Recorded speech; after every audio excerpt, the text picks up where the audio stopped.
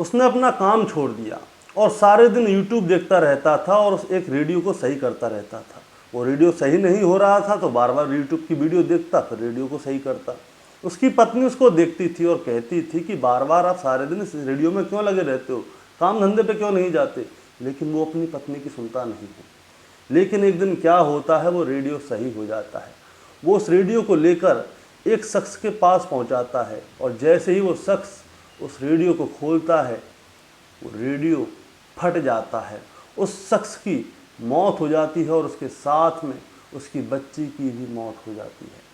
दरअसल दोस्तों, जो शख्स था वो उसकी पत्नी का आशिक था। उसने अपनी पत्नी से कईयों बार बोला था कि इससे दूर रहे, लेकिन उसकी पत्नी दूर नहीं रह रही थी। तो उसने क्या किया, बम बनाया और अपनी पत्नी के आशिक को उड़ा दिया। अब आप ये खुद सोच रहे होंगे कि भारत जैसे देश में एक आदमी ने रेडियो में बम कैसे सेट कर दिया और अपनी पत्नी के आशिक को उड़ा दिया। तो दोस्तों, ये पूरी कहानी अब जब आप सुनेंगे तो आप भी चौंक जाएंगे और भौचक्के हो जाएंगे। तो कहानी शुरू करने से पहले बस आपसे एक बात कहना चाहता हूँ कि जल्दी से वीडियो को लाइक कर दीजिए, चैनल पे नए हैं तो सब्सक्राइब कर दीजिए, क्योंकि कहानी बहुत रोमांचक होने वाली है। नमस्कार दोस्तों, मैं गौरव शर्मा और आप देख रहे हैं गौरव शर्मा सफ़र। दोस्तों, आज की जो सच्ची घटना मैं आपको सुनाने जा रहा हूँ, ये सच्ची घटना है गुजरात का एक साबरकांठा ज़िला है और साबरकांठा ज़िले का एक बडाली थाना है और उस गांव के अंदर एक गांव है, बैदा गांव। दोस्तों, होता क्या है, दोपहर में लगभग 2-3 बजे का समय होता है। तो अचानक से एक घर में बहुत बड़ा ब्लास्ट होता है। ब्लास्ट इतना बड़ा होता है कि उस घर के जो छप्पर था, जो छत थी, वो उड़ जाती है, दीवारें जो हैं वो गिर जाती हैं और वहाँ पे अफरा तफरी मच जाती है। लोग देखते हैं कि इस घर में आखिर हुआ क्या है। अब गांव के लोग जो हैं वो भागे भागे उस घर की ओर जाते हैं तो देखते हैं वहाँ पे धुआं ही धुआं, कुछ दिख नहीं रहा।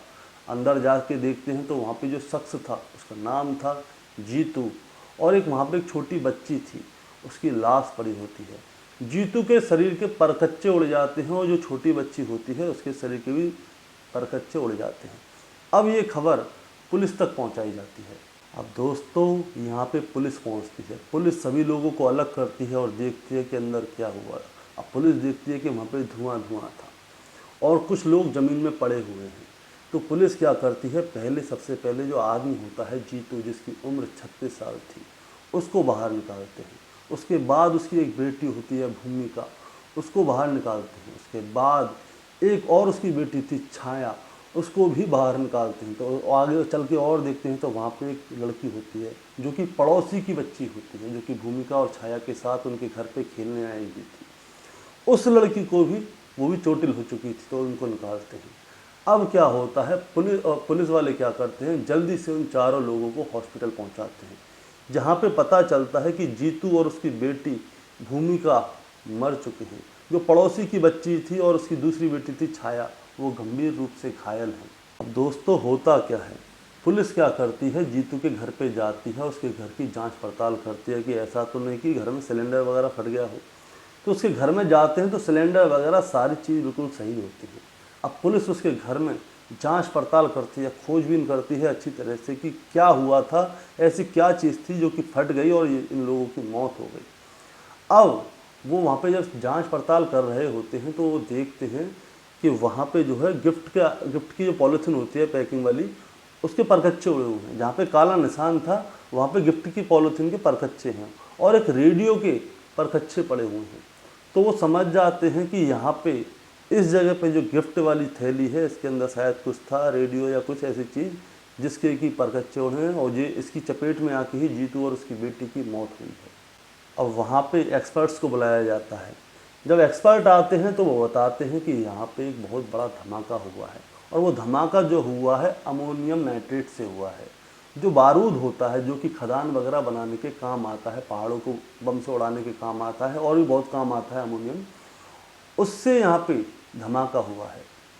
अब होता क्या है, वहाँ पर जैसे ही बड़े बड़े अधिकारियों को पता चलता है कि इस घर में बम से धमाका हुआ है तो वो तुरंत सतर्क हो जाते हैं और जितने भी आला अधिकारी होते हैं उस जगह पर पहुँच जाते हैं, क्योंकि जो बम बनाया गया था वो अमोनियम नाइट्रेट से बनाया गया था और उससे एक दिन पहले ही उस इलाके में भारत के प्रधानमंत्री नरेंद्र मोदी जी की रैली निकली थी। तो सबको ये लगता है कि हो सकता है कि ये शायद प्री प्लान्ड हो और मोदी जी की रैली में कोई बम फोड़ने की या कोई किसी तरह की कोई प्लानिंग हो, तो इसलिए क्या करते हैं, NSG वाले वहाँ पे आ जाते हैं, राष्ट्रीय सुरक्षा गार्ड वहाँ पे तुरंत आ जाते हैं और वहाँ पे सर्च करते हैं कि आखिर हुआ क्या, ये बम कहाँ से आया। दोस्तों, टोटल मिलाकर पुलिस की 9 टीमें बनाई जाती हैं और वहाँ पे जीतू के घर को अच्छी तरह से जांच पड़ताल करती हैं। आसपास के CCTV कैमरे देखते हैं कि कौन आया था, क्या किया था, क्या नहीं किया था। तो पुलिस क्या करती है, जब जीतू के घर की जांच पड़ताल करती है तो पता चलता है कि उसके घर में बम बनाने का कोई भी उपकरण नहीं था। अगर जीतू के घर में बम बनाने का उपकरण होता तो इसका मतलब ये है कि जीतू बम बनाता है। अब वहाँ पे उन्होंने देखा कि गिफ्ट की पॉलीथीन पड़ी हुई थी। अब गिफ्ट की पॉलीथीन पड़ी हुई थी तो इसका मतलब ये है कि जीतू को शिकार बनाया गया है।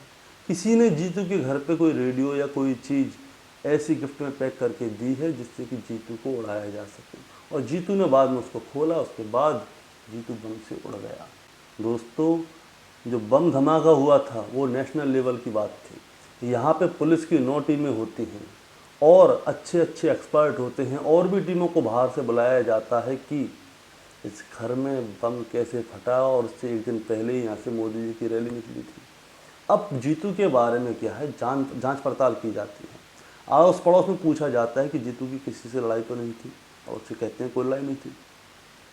अब जीतू के घर के आसपास जितने भी CCTV कैमरे होते हैं उन सब की फुटेज खंगाली जाती है।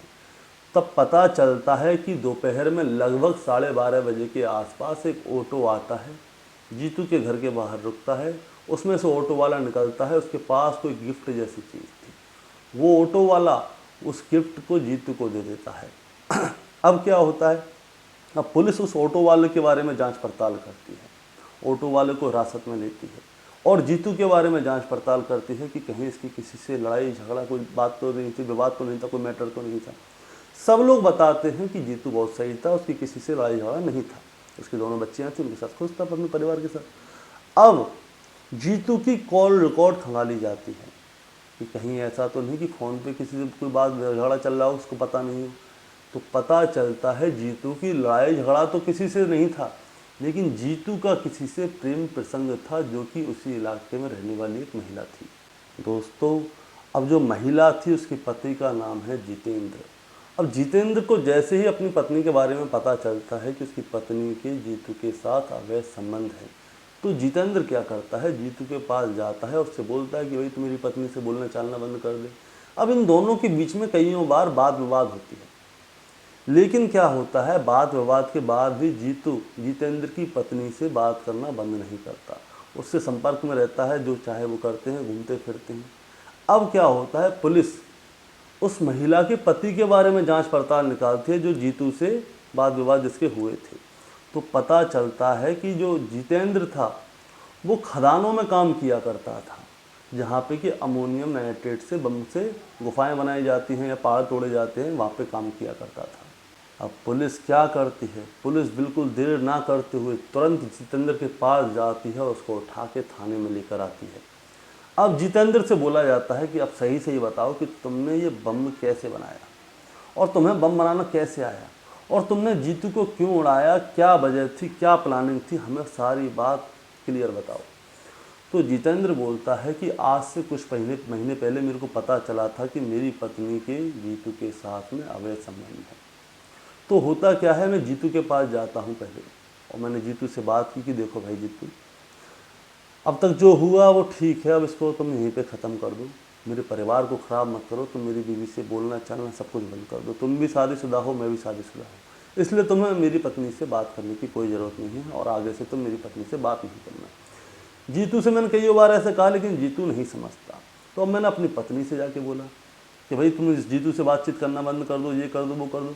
लेकिन उसकी पत्नी क्या करती थी, उसके ऊपर उल्टी चढ़ती थी। वो कहती थी कि मुझे तुम्हारे साथ नहीं रहना, अगर तुम्हें ज़्यादा परेशानी है तो मुझे तलाक दे दो, मैं अकेली रह लूँगी, खुश रह लूँगी। जितेंद्र बोलता है कि मैं इस सब से बहुत ज़्यादा परेशान हो गया, मैं अपनी पत्नी से बहुत ज़्यादा प्यार करता था और मैं नहीं चाहता था कि मेरी पत्नी मुझे छोड़कर जाए। मैंने जीतू से भी कई बार बात की, लेकिन वो नहीं मान रहा था। तो मैंने सोचा क्यों ना जीतू को रास्ते से हटा दिया जाए। अगर मैं जीतू को रास्ते से हटा दूंगा तो मेरी पत्नी कहीं नहीं जाएगी, वो मेरे साथ ही रहेगी और हमारा परिवार अच्छा रहेगा।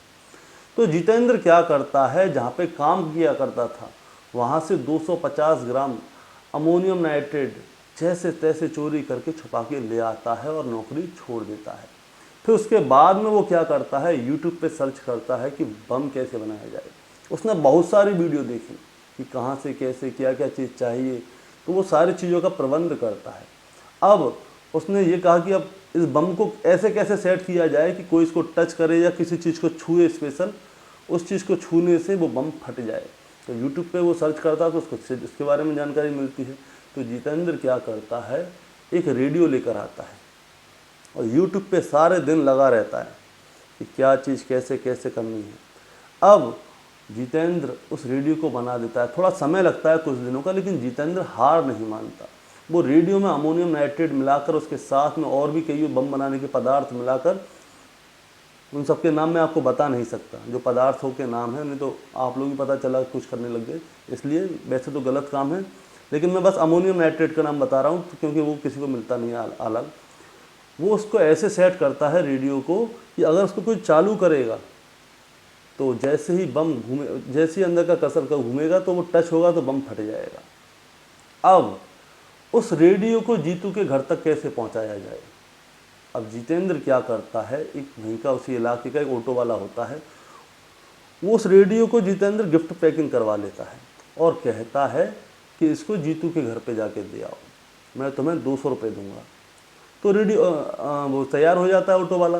तो वो कहता है किसी और के हाथ में नहीं देना है तुम्हें, ये सिर्फ तुम्हें जीतू के हाथ में ही देना है। अब कोई बात नहीं, अब ऑटो वाला जाता है और जीतू के घर पहुंच जाता है, लेकिन ऑटो वाले को नहीं पता था कि उसके अंदर क्या है क्या नहीं है। और दोस्तों वहाँ पे आजकल हर कोई अपने घरों के बाद सीसीटीवी कैमरे लगाता है जिससे कि ऑटो वाले उसके अंदर में सीसीटीवी अंदर कवर हो जाता है।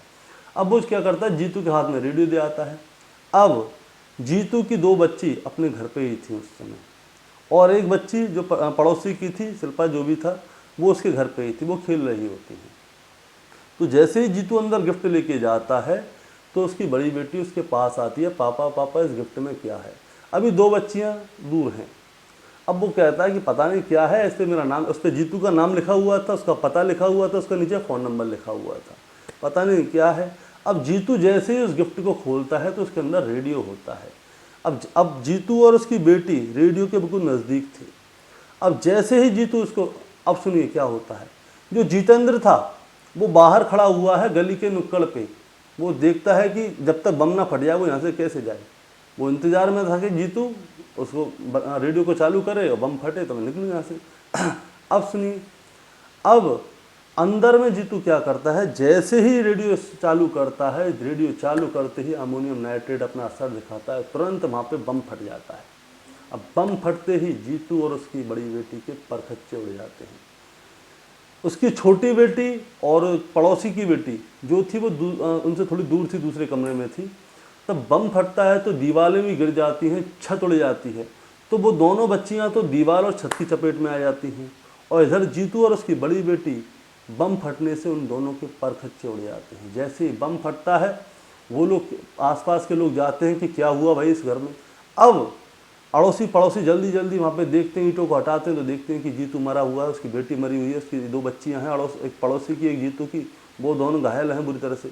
पुलिस को बुलाया जाता है, पुलिस तुरंत उनको निकालती है, हॉस्पिटल लेके जाती है, तो पता चलता है कि जीतू और उसकी बड़ी बेटी मर चुके हैं। छोटी बेटी और पड़ोसी की बेटी थी वो गंभीर रूप से घायल है, उन लोगों का इलाज चल रहा है। अब इधर जितेंद्र के खिलाफ जल्द से जल्द चार्जशीट तैयार की जाती है, कोर्ट में साबित की जाती है और उसको जेल पहुंचा दिया जाता है। तो दोस्तों ये थी आज की कहानी जो कि 2 मई 2024 की थी।